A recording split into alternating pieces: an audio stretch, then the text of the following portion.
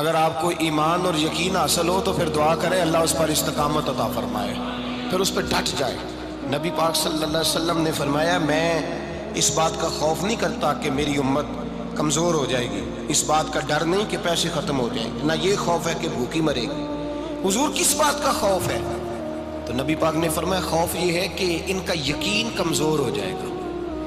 یاد رکھیں اگر اعتبار نہ ہو تو گھر نہیں چلتا، تو اگر اللہ رسول پر یقین کامل نہ ہو تو پھر بندہ مسجد نہیں آ سکتا، پھر اس کا دین نہیں چلتا، پھر اس کے لیے مشکل ہے نماز، پھر اس کے لیے مشکل ہے راہ خدا میں خرچ کرنا۔ میرے نبی پاک نے فرمایا یوں نہ کہا کر کہ یا اللہ چاہے تو دے چاہے تو نہ دے، جب مالک سے مانگ تو کہا کر یا اللہ تجھی سے مانگنا ہے، میں لے کے اٹھوں گا، تو مجھے دے گا۔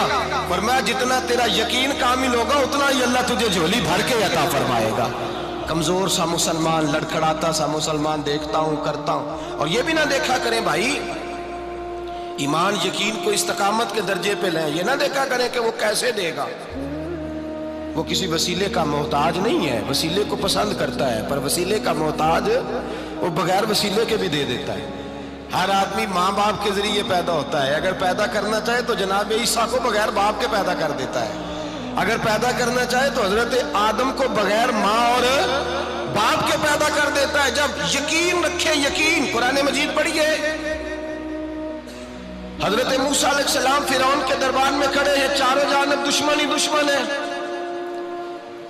جادوگر آ گئے، انہوں نے سانپ چھوڑے، حضرت موسیٰ کے ہاتھ میں ڈنڈا تھا۔ حضرت موسیٰ کہتے ہیں یا اللہ کیا کروں؟ تو اللہ تعالیٰ نے فرمایا اپنا عصا پھینک دو۔ کہنا چاہیے تھا نا کہ یا اللہ ایک ہی تو شے ہے، اتنے سانپ ہے، بچانے کے لیے ڈنڈا ہے وہ پھینک دوں؟ ڈنڈا پھینکا جاتا ہے، سانپ کو دیکھ کر کے قابو کیا جاتا ہے۔ یہ میرا اور آپ کا ذوق ہے نا، لیکن انبیاء کرام کا انداز ملاحظہ کیجئے میرے عزیزو۔ اللہ فرماتے ہیں ڈنڈا، اے موسیٰ ڈال دے اپنا عصا۔ پہلے نہیں فرمایا کہ سانپ بن جائے گا، فرمایا بس تو ڈال دے۔ میں اور آپ ہوتے ہیں تو سانپ سامنے ہے، ڈنڈا ہاتھ میں ہے، ہم کہیں گے عجیب بات ہے، یہی تو دفاع کی چیز ہے، اسی کو ڈال دوں تو بچوں گا کیسے؟ کہا ڈال دو، تو حضرت موسیٰ نے ڈال دیا، کہا میرے رب کا حکم ہے تو میرے لیے بہتر ہی ہوگا۔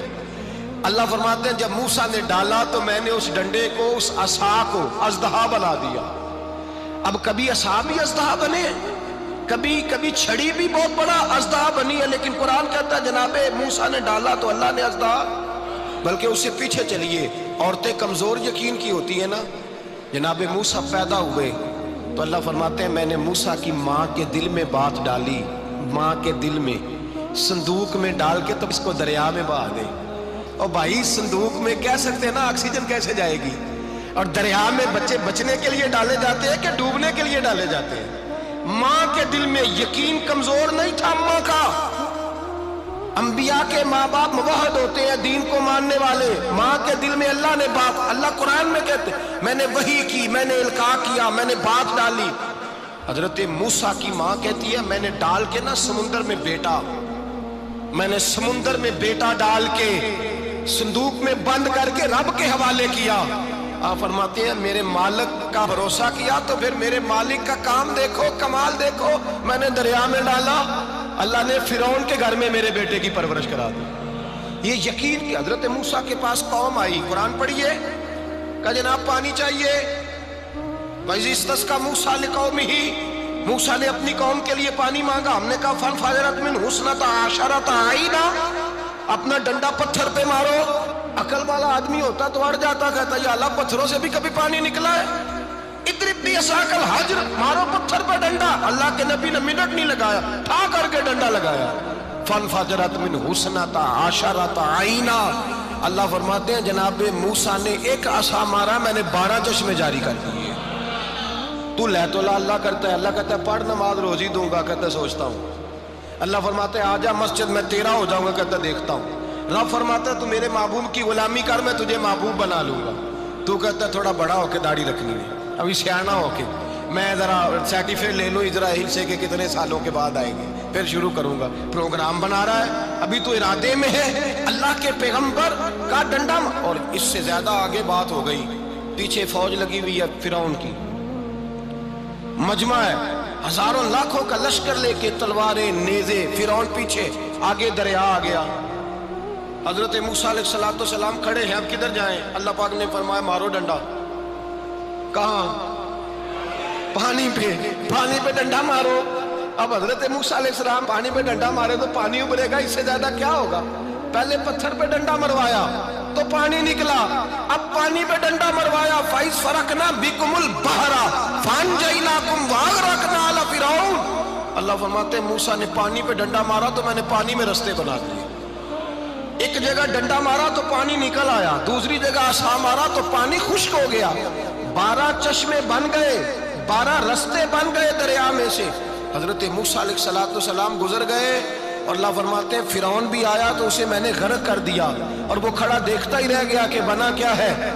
جب یقین کامل نصیب ہوتا ہے، اعتماد کی دولت اللہ دیتا ہے، جب انسان کو یہ انشراح صدر ہو جاتا ہے کہ میری نجات خدا کے حکم میں ہے اور رسول اللہ کے قدموں میں ہے، جب اسے یہ انشراح حاصل ہوتا ہے تو پھر نماز کا لطف آتا ہے۔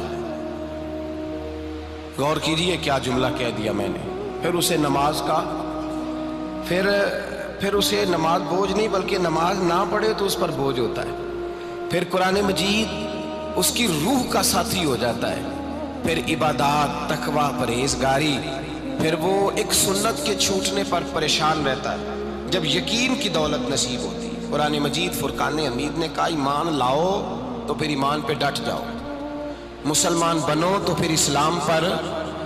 پھر یہ جو کمزوری ہے نا، یہ دیکھتے ہیں، کرتے ہیں، چلتے ہیں، ابھی کل ابھی پرسوں، بہانے، ہیلے، ابھی میں نماز شروع کرتا ہوں، دیکھتا ہوں لا الہ الا اللہ محمد الرسول اللہ صلی اللہ علیہ۔ جب کسی نے کلمہ پڑھا تو اس پر پورا دین ضروری ہے، پورا۔ اب وہ یہ نہیں کہہ سکتا کہ تھوڑا تھوڑا کر کے آؤں گا۔ یقین کی دولت نعمت ہے۔ اللہ پاک قرآن مجید میں فرماتے ہیں ان الذین قالوا ربنا اللہ ثم استقاموا، جنہوں نے کہا کہ اللہ ہمارا رب ہے اور پھر وہ اس پر ڈٹ گئے، پھر اس پر وہ کہا تو ڈٹ گئے، کھڑے ہو گئے، نہیں اللہ ہی رب ہے، اللہ ہی دینے والا، اللہ ہی مالک، اللہ ہی ہمارا رازق ہے، رب ہی ہمارا سب کچھ۔ جب ڈٹ گئے تو فرمایا تتنزل علیہم الملائکہ، پھر میں ان کی مدد کے لیے آسمان سے فرشتوں کا نزول فرمایا کرتا ہوں۔